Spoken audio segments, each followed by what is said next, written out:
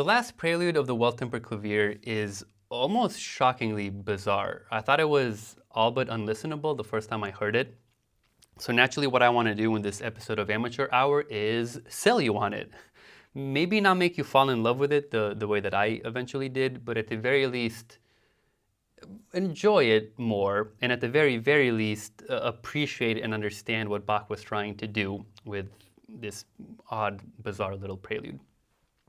After that, I just want to spend a couple of minutes for the pianists among you to help you memorize it, because when I first took a look at this sheet music, I thought it was all but impossible to memorize. But we'll find that there are some tips and tricks you can use to break it down a bit and not just have a long string of notes that have almost no relation to each other, seemingly. So let's dive into it. The first and I think most obvious thing that is odd about the piece is the rhythm, or rather, lack thereof.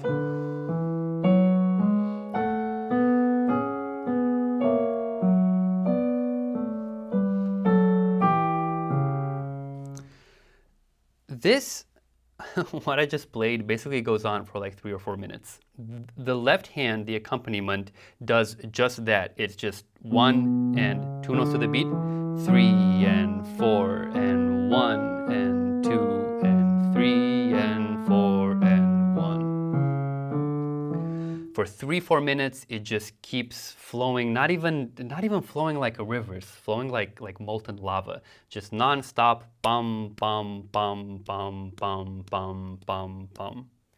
And the right hand, where the melody, it's actually 2 melodies, lie, is not that much better. In the A section of the piece, it's just 1 note, pretty much just 1 note per beat. 1, 2, and 3, and 4, and 1, and 2, and 3, and 4, and 1. Again, with very few exceptions, it's just that bum, bum, 3, and 4, and 1, and 2, and in the B section, the right hand starts matching the left hand, where there's 2 notes per beat. 1 and 2 and 3 and 4 and 1 and 2 and 3 and 4 and 1.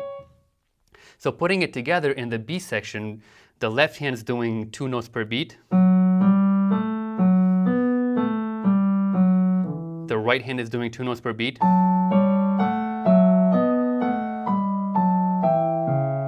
So it's just bum, bum, bum, bum, bum, bum, bum, bum, bum, with almost no exception. It's very bizarre compared to the rest of the preludes. I mean, if you play the whole prelude from beginning to end, it's even more, I'll say shocking again, because all the other preludes have quite interesting rhythms, very danceable, very nice, strong pulse. But over here, as I said before, it's almost wrong to even talk about a pulse. At the very least, it would flow, but it doesn't. It's almost static. Very, very odd. The next thing, which I think is also almost equally as striking for pretty much anyone, is the strange harmonies it goes to. Like, excuse me.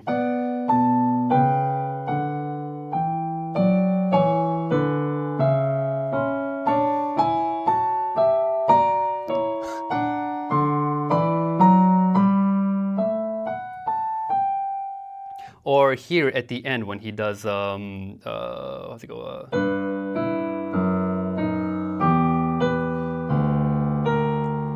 What?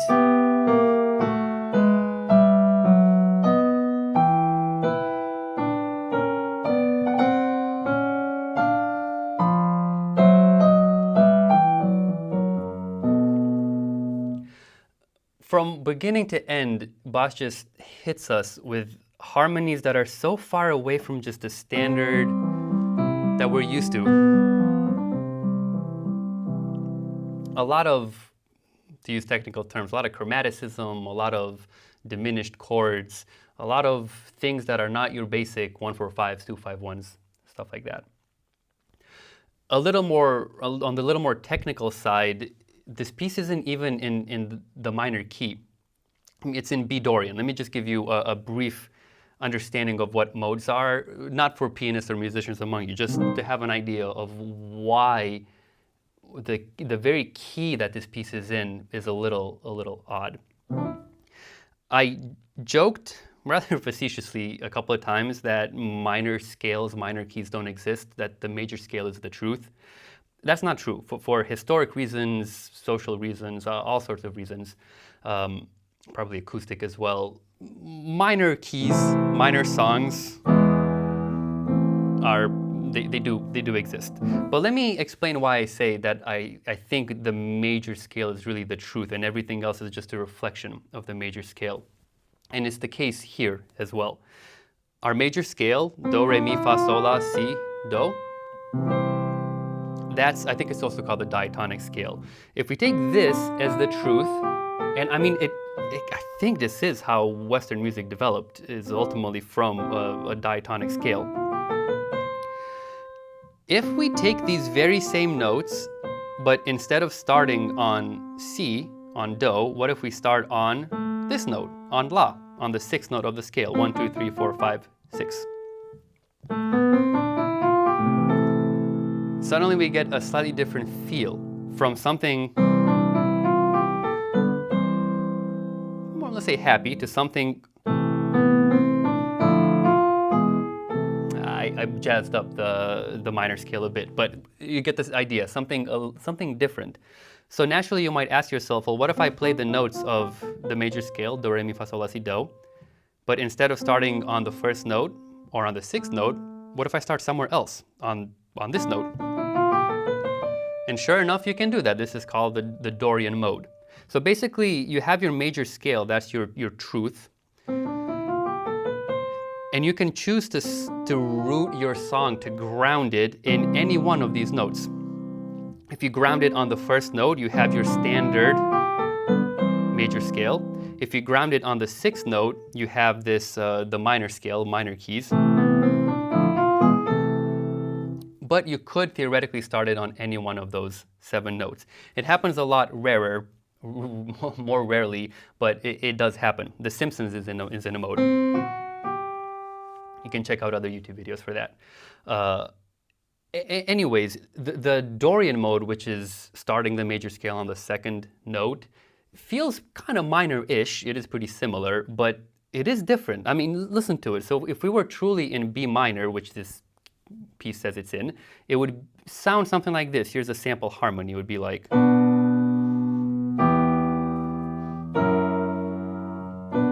very standard harmony. In Dorian, it'd be more like this.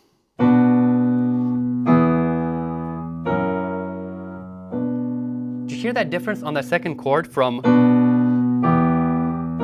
this would be like a standard minor. In Dorian, it's a different feel. And in here, in the Well-Tempered Clavier, it's striking, especially if you play everything from beginning to end, all the preludes, it's striking that this is actually not in a minor key. The Well-Tempered Clavier is Bach taking all the 12 notes of the chromatic scale, and he takes the first note, C, he gives us a prelude in C major, and then he gives us a prelude in C minor.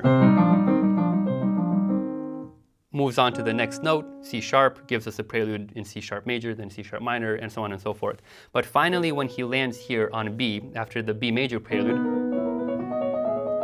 instead of giving us B minor, he gives us B Dorian. That note that I emphasized, that's the weird stuff that doesn't sound minor, it sounds more Dorian. For the pianists among you who are learning this piece, you can see that's what all these G sharps over here are about. That G sharp is because it's B Dorian, right? B Dorian is the key of A major, seen through the prism of starting on the second note, B.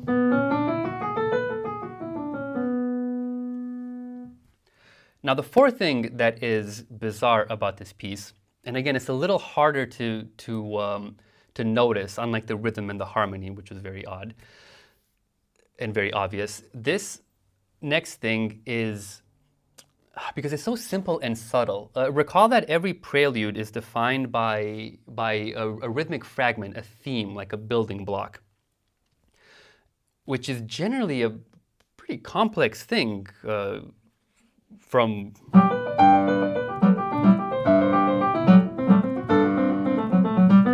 That's the G major one, or that's the C sharp major one. From Chopin ones like this C major, you can hear that building block, this these big chords in the left hand, and so on. Here, though, the theme is as dirt simple as possible. It's just this: 5, 1, 5, 1, 5, 1, 5, 1. It's this interval. It's an interval of a perfect fourth, but that's not all that important. Let me explain to you what this theme really is and why I'm saying 5-1. It's basically, so I'm saying 5-1 because if we're in a particular key, if we take our fifth note of that key, this is the note. It's also called the dominant. Chords built on that note, or it's the dominant. This is the note that takes us back home. This is the note that has a pull towards our home key. We start on our home key. We go away from our home key with this fifth note, and the fifth note really pulls us back home. It's the most basic piece of harmony, especially in Western music. So when I'm saying 5-1, that's really what I'm referring to. Fifth note of the scale, it resolves to the first note. Fifth note of a different scale, resolves to the first note. Fifth note of a different scale, resolves to this note. I want to emphasize that this resolution, going from the fifth to the 1, is about as basic of a harmony as it gets. I think, recall from a previous episode where we talked about like people 50,000 years ago finding what I think is the beginning of music. They found like a flute, a bone, something like that. You realize you can blow into it and it makes a nice sound, like a flute. And if you start playing around with that, I think a very natural thing you would do is like maybe cut it exactly in half, or maybe you find another piece of bone that's like exactly twice as long. And you've noticed that they make the same note. The other note is a little higher or lower, but on some level we really hear it as the same note. We've found the octave. And if you keep playing around with that, with cutting your piece of bone in different sizes relative to your first piece of bone, your first flute, really I think what the next note that you're going to come across is this note, the one that's in the middle of the octave, the fifth. I don't know if this fifth is found in all musical cultures like the octave is. I'm pretty sure the octave is found in all musical cultures.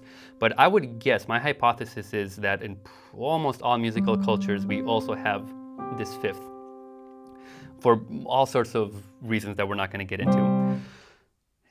And especially in the case of the Well-Tempered Clavier and classical music and what Bach was trying to do here with a lot of nice, rich harmonies, building a prelude on the theme of the most basic harmonic building block is, I don't know, it's audacious. It's very interesting.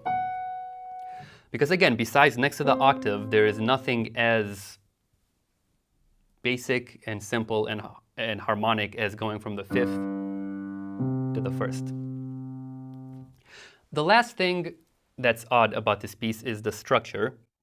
You'll notice it if you take a look at the sheet music. We have some repeats over here. And even if you don't look at the sheet music, you'll notice as a listener that it has two resolutions. So in the A section,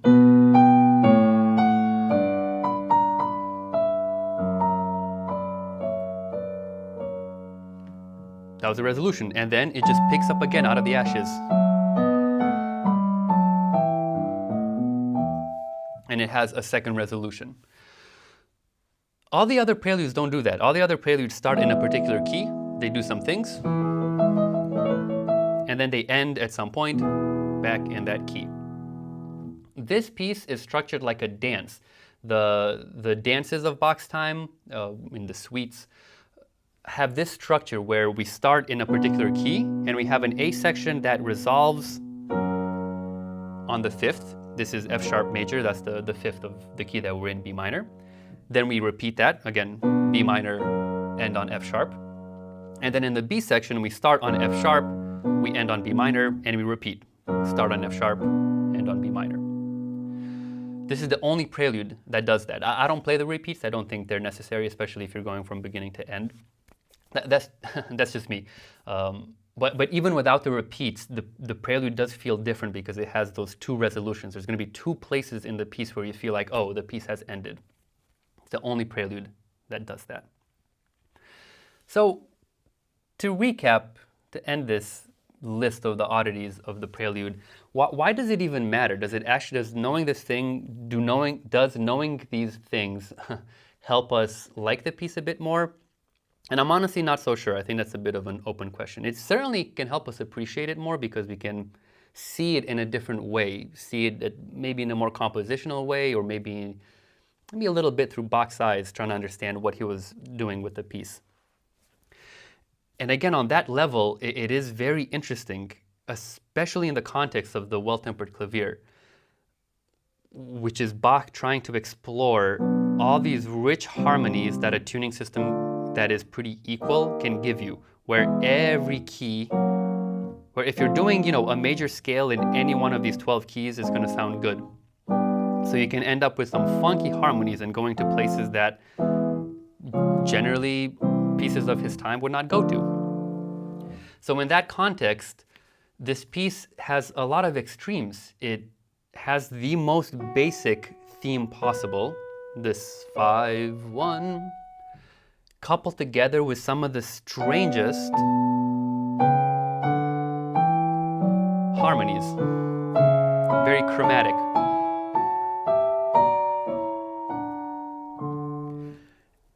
And the fact that it's so rhythmically simple is another extreme. All the other preludes are so rhythmically rich, so fun, so danceable. And then this piece is just static. And the fact that the structure is different, it has these two resolutions, these repeats, I think is just the cherry on top, Bach's way of just adding one more odd little thing as a capstone to the rest of the oddities. So I think a wonderful end to the preludes, to the first book of the Well-Tempered Clavier. And maybe now if you listen to the piece, you can appreciate it on a different level and maybe eventually fall in love with it the way that I did. So let's dig into learning the piece just for a little bit for the pianists among you. Let me give you a couple of tips. Because the first time you look at this piece, and I mean, why are we in the key of B minor and we have a B flat over here is just... So my first tip, identify all the themes, all the 5-1s.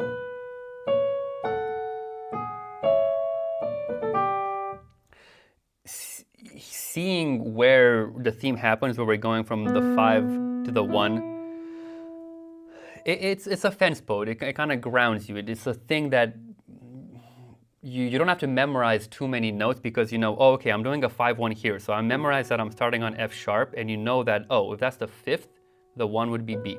So now you no longer have to memorize two notes, F sharp and B. You memorize just the fact that it's an F sharp, and you know that you're going to go to B because you already know that that's the 5th of F sharp. This obviously requires you to have to know all your scales, basically. Not very complex theory. You just got to know that if your scale is in the key of B, you know that your 5th is F sharp. So that's the first tip.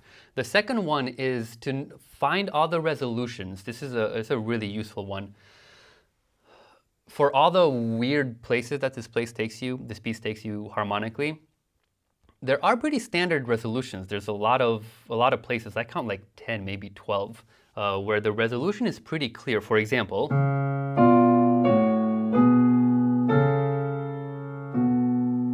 this is C sharp, which takes us to F sharp. That's a pretty standard resolution.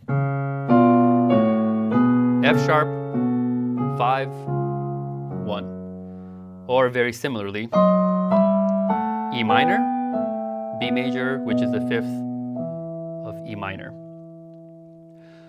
They're all over the place. Or here at the beginning where we got this is A. A resolves naturally to D major. Find all the places where these resolutions happen.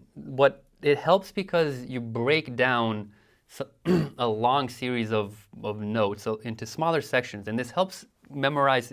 This is a good memorization tip for almost anything, like memorizing Wi-Fi passwords or stuff like that, or phone numbers. I think people do this naturally when they memorize phone numbers. You can, instead of memorizing a long string of digits, if you can kind of break it down into little parts, I don't know why, but it's easier to memorize each individual part, and then they just naturally coalesce into a whole without much effort, than it is to just memorize everything from beginning to end. So break down the piece into these sections based on the resolutions, because they're going to be quite obvious when you're resolving, right?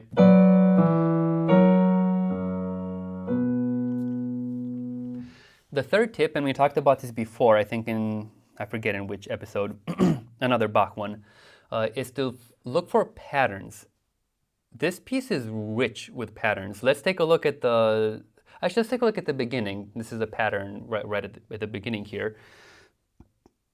Take a look at the two voices. Let me actually play them with two different hands. Let's see if you can spot the pattern. Now we repeat. And now we repeat. Let's look at the voices separately. The inner voice goes like this. It does like the 5, 1, and then it waits, and it descends. 5, 1, wait, descend. 5, 1, wait, descend. The upper voice goes like this. 1, it descends to 3, goes up, waits, descends, and then goes up and descends. So putting it together,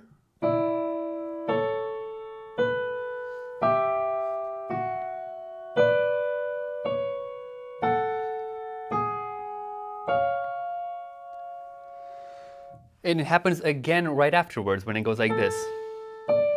Let's again do the hands separately. We repeat, and we repeat again. In the very odd harmonic section, again, it's a pattern here. We're going to repeat. We're going to go like this. Let's take the voices separately again. The upper voice goes like this, and then it climbs up chromatically and repeats. Do do do do. Goes up chromatically, repeats. Do do do do. While the inner voice goes like this. It falls down.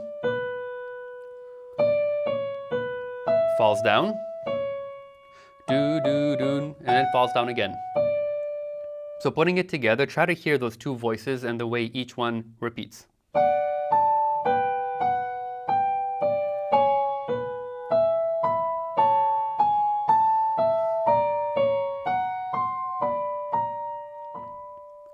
There's a lot more patterns like this throughout the whole piece. Even I mentioned that weird B flat. I'll leave it for you to see the pattern over there. Yeah, like I said, quite a lot of patterns, and these also help you memorize a lot more. If you just memorize the shape that each of these voices does, once you've landed here, you don't have to memorize more stuff. You already know the shape. You just know it's going to repeat. And you know, again, it's going to repeat. Great, great memorization tip. That applies for all the preludes, but especially for this one. As a final note, I will say, for as much as it helps to have these tips, at some point you do need to just jam a bunch of notes into your brain. There's no way around it because of all the weird harmonic places that it goes to. On some level, there's not much you can do besides just memorize. But you can ease the burden with some of these tips. Find some patterns, notice where the theme happens, and break down the pieces, break down the whole piece into smaller pieces based on where these resolutions happen. All right, let's test my memorization here. Let's play this and take bets to see how many takes it's going to take me to do this. Hopefully just one take.